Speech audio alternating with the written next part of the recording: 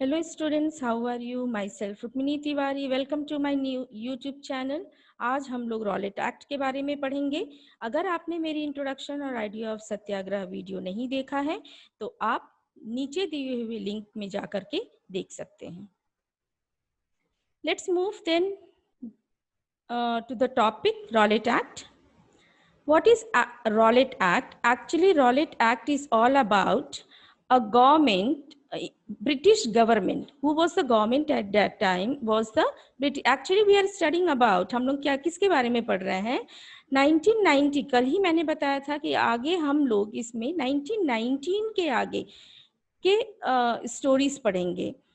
तो इसमें हमारा आया रॉलेट एक्ट, और रॉलेट एक्ट जो है इसमें गवर्नमेंट जो कि ब्रिटिशर्स का था, गवर्नमेंट को एनॉर्मस पावर मिल गया था पॉलिटिकल एक्टिविस्ट को रिप्रेस करने के लिए, रिप्रेस मतलब दबाने के लिए, और and allowed detention of political prisoner without trial for 2 years। और जो भी पॉलिटिकल एक्टिविस्ट अंग्रेजों के खिलाफ कुछ भी बोलेंगे या फिर लिखेंगे या फिर गैदरिंग करेंगे या फिर डिस्कशन करेंगे, उन लोगों को अंग्रेज 2 साल के लिए बिना किसी सुनवाई के जेल में डाल देंगे। ठीक है, लेकिन पूरी देश सिर्फ पॉलिटिकल एक्टिविस्ट ही नहीं, पूरा देश इस रॉलेट एक्ट के खिलाफ था। और Mahatma Gandhi wanted non-violent civil disobedience against this unjust law। unjust क्यों बोला गया है? unjust इसलिए बोला गया है क्योंकि किसी मतलब अगर कोई 2 जने बातें भी कर रहे हैं तो उनको पकड़ के जेल में डाल देना। तो पॉलिटिकल एक्टिविस्ट अगर कुछ भी करते हैं, अगर उन लोग एक आम बात भी कर रहे हैं तो उन लोगों को ये लगता है कि ये कॉन्स्पिरेसी रच रहे हैं और उन लोगों को जेल में डाल देता। तो ये समथिंग, ये कुछ अनजस्ट है। और उसके ऊपर अनजस्ट ये भी है कि उनसे कोई सुनवाई नहीं हो रही है, बिना किसी सुनवाई को उनको 2 साल के लिए जेल में डालना, इसलिए इसको अनजस्ट लॉ बोला गया है। Which would start with a हड़ताल। तो गांधी जी ने इसको सत्याग्रह चालू करने के बारे में सोचा, जो कि उन्होंने 6 अप्रैल को चालू किया। अब ये सत्याग्रह उन्होंने किस तरीके से किया? Rallies were organised in various cities, अलग अलग सिटीज में रैलीज ऑर्गेनाइज किए। वर्कर्स स्ट्राइक पे चले गए। कौन कौन से वर्कर्स? रेलवे वर्कशॉप और different shops were close, shops बंद हो गए। ये सभी लोग स्ट्राइक पे चले गए। ठीक है, alarmed by the popular upsurge and scared that lines of communication such as the railway and telegraph would be disrupted, and the British administration decided to clamp down on the nationalists। इसकी वजह से अंग्रेजों को बहुत परेशानी हुई और उन्होंने सत्याग्रह इतना ज्यादा फैल गया था हमारे देश में कि ब्रिटिश उनको दबाना चाहती थी। They wanted to clamp down on the nationalist. Clamp down कैसे करेंगे? कुछ नया कानून निकालेंगे या फिर उन लोगों को जेल में डाल देंगे। Local leaders were picked up. अब इसमें क्या, किस तरीके से उन्होंने क्लैम्प डाउन किया? उन्होंने लोकल लीडर्स को, अलग अलग शहरों में हो रहा था ना, तो वहां के जो लोकल लीडर्स थे उनको पिकअप किया। कहाँ के? अमृतसर के। And Mahatma Gandhi was Baird from entering Delhi. और महात्मा गांधी, दिल्ली का है, पंजाब के बाजू में है, तो महात्मा गांधी को रोका कि वो दिल्ली में ना जाए, क्योंकि अगर दिल्ली जाएंगे तो दिल्ली में भी यही सत्याग्रह चालू हो जाएगा। इसीलिए अंग्रेजों ने कोशिश की कि महात्मा गांधी भी किसी भी हालत में दिल्ली ना पहुंचे।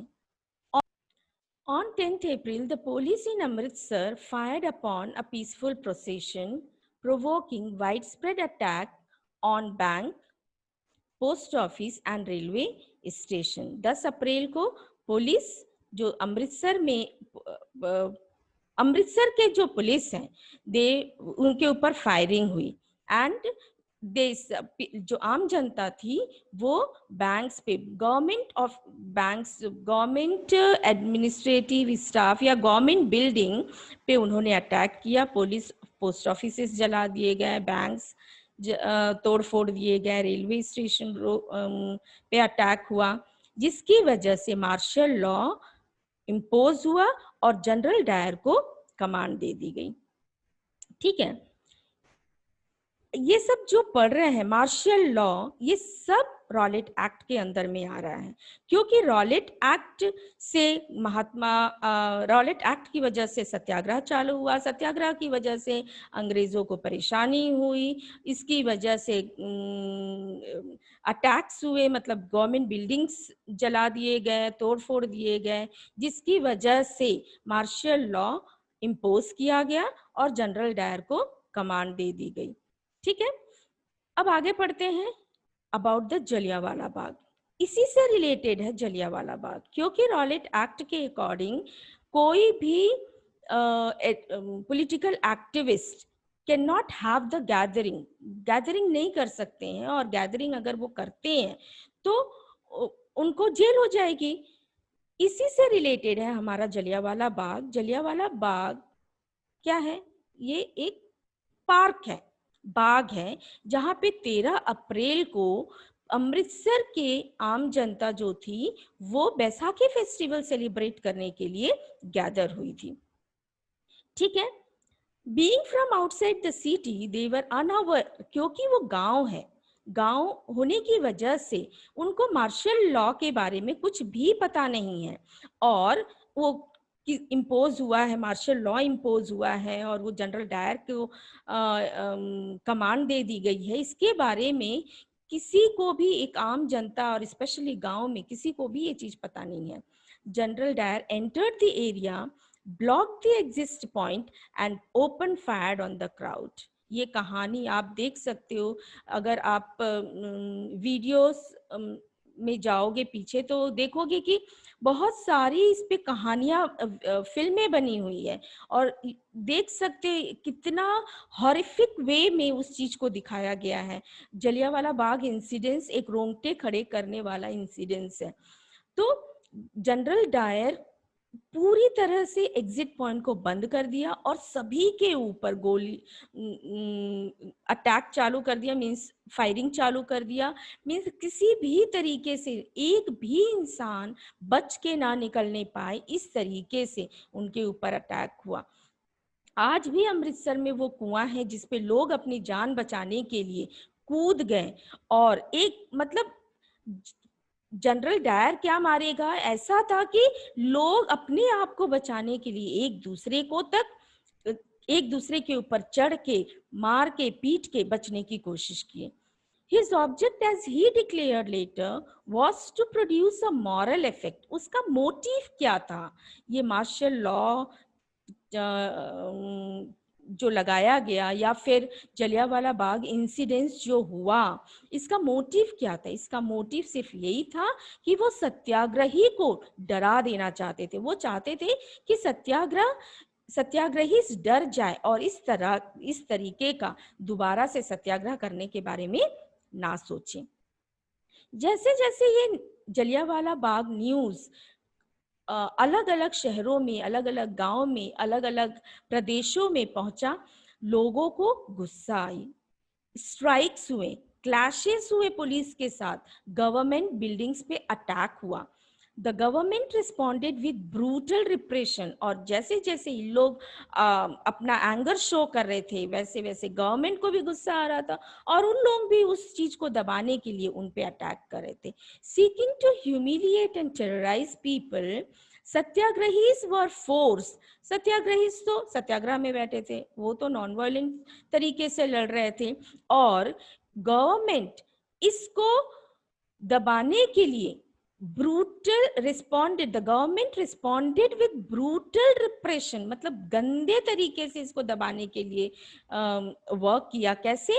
सीकिंग टू ह्यूमिलिएट मतलब उनको बेइज्जती फील हो जाए, एंड टेरराइज द पीपल, डर जाए आम जनता। क्या किया उन लोगों ने? सत्याग्रही को फोर्स किया कि वो अपने नाक ग्राउंड में रगड़े, स्ट्रीट्स पे क्रॉल करे और अंग्रेजों को सलाम करें। पीपल वर फ्लॉज्ड, गैदर्ड हो गए, इकट्ठा हो गए, एंड द विलेजेस अराउंड गरियानवाला इन पंजाब, जो कि अब पाकिस्तान में है, this area was bombed by the Britishers. Seeing violence spread, जैसे ही महात्मा गांधी ने देखा कि अब ये वायलेंस का रूप ले रहा है, तो उन्होंने रॉलेट सत्याग्रह को तुरंत कॉल्ड ऑफ कर दिया। ठीक है, अब हम आगे बढ़ते हैं। While the Rowlatt Satyagraha had been a widespread movement, अब ये कॉल्ड ऑफ हो गया, लेकिन बता रहे हैं कि जब वाइडस्प्रेड मूवमेंट था Rowlatt satyagraha, it was still limited mostly to cities and towns. Gandhi ji ने क्या नोटिस किया कि ये उन्होंने सत्याग्रह काफी फ्लरिश भी हुआ, काफी लोग पार्टिसिपेट भी किए, लेकिन उन्होंने देखा कि सिटीज, ये सिर्फ सिटीज और टाउन्स तक के ही लिमिटेड था। अभी भी कंट्री साइड के लोग इसमें इन्वॉल्व नहीं थे, और वो चाहते थे कि कंट्री साइड के लोग भी इन्वॉल्व हो।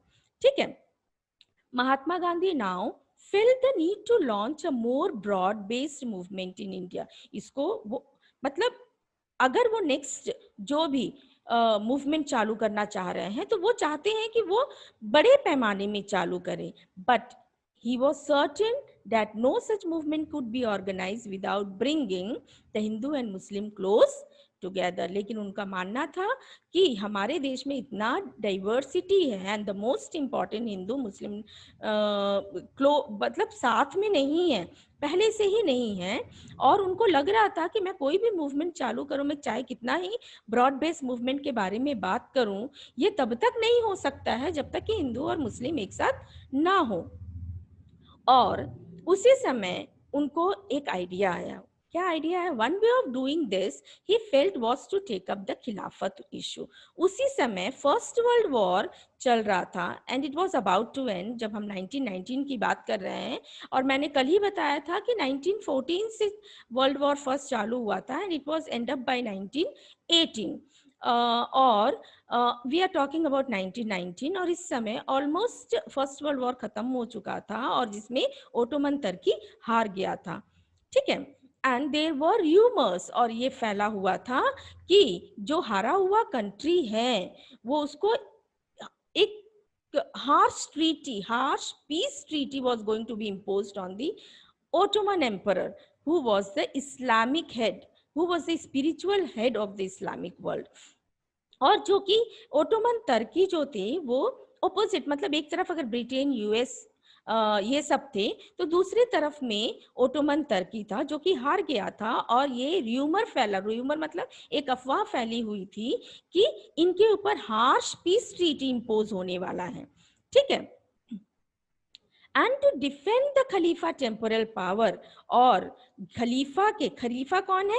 Spiritual head of the Islamic world, और इनको डिफेंड करने के लिए एक खिलाफत कमेटी फॉर्म हुई बॉम्बे में 1990 में, जिसके लीडर कौन थे? मोहम्मद अली और शौकत अली।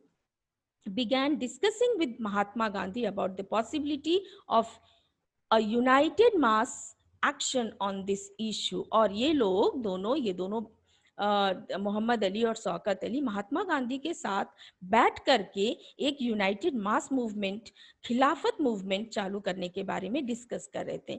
गांधी जी को लगा कि क्यों ना वो भी एक ऐसी कुछ ब्रॉड मास मूवमेंट के बारे में सोच रहे हैं, तो उन्होंने सोचा कि क्यों ना मैं इस अपॉर्चुनिटी को यूज करूं। और वो अली ब्रदर्स यानी कि मोहम्मद अली और शौकत अली का हेल्प करने के लिए रेडी हो गए। सो क्यों? क्योंकि जब वो बाद में इनसे हेल्प मांगेंगे तो वो भी हेल्प करने के लिए रेडी हो जाएंगे। तो Gandhi ji saw this as an opportunity to bring Muslim under the umbrella of a unified nation movement. उनको लगा कि ये अपॉर्चुनिटी बहुत अच्छा है, और इस तरीके से वो हिंदू और मुस्लिम को एक छत के नीचे ला सकते हैं। At the Calcutta session at the Calcutta session of the Congress in September 1920, he convinced other leaders of the need to start a non-cooperation movement in support of Khilafat as well as for the Swaraj। और 1920 में उन्होंने बाकी leaders को भी convince कर लिया कि हम नॉन कोऑपरेशन मूवमेंट चालू करेंगे, अभी तो खिलाफत के सपोर्ट में, इन सपोर्ट ऑफ खिलाफत, और as well as for the swaraj. Swaraj means swaraj को हिंदी में अगर इस वापस स्प्लिट करो तो खुद का राज, और खुद का राज हमें तभी मिलेगा जब हम अंग्रेजों को यहाँ से भगा पाएंगे। तो आपको समझ में आया यहाँ तक का? आज का टॉपिक यहीं पे खत्म होता है। फिर कल मिलेंगे with a new topic by non cooperation. ठीक है, बाय, सी यू।